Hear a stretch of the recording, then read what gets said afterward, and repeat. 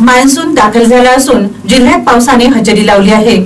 उमरी कापेश्वर येथील एका शेतकऱ्याचे 10 लाखाच्या आसपास पिकाचे नुकसान झाले। यवतमाळ जिल्ह्यात अवकाळी पाऊस गेल्या 4-5 दिवसांपासून अधूनमधून कोसळत आहे। अशातच उन्हाळी तिळाला कोंब फुटल्याने आर्णी तालुक्यातील उमरी कोपेश्वर येथील शेतकरी विजय समगीर यांचे 10 लाख रुपयांचे नुकसान झाले। त्यामुळे नुकसानग्रस्त शेतकऱ्याला त्वरित नुकसान भरपाई देण्यात यावी अशी मागणी शेतकऱ्यांकडून केली जात आहे। सततच्या 8 दिवसाच्या अवकाळी पाण्यामुळे उन्हाळ्यात पीक पूर्ण उद्ध्वस्त झालं।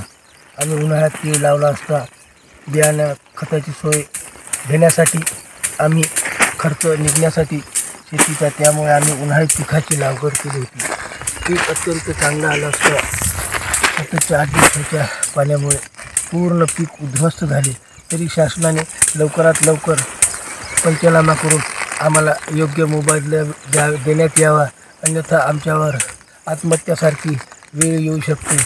तरी पंचनामा करून आम्हाला योग्य मोबदला देण्यात यावा ही शासनाला विनंती।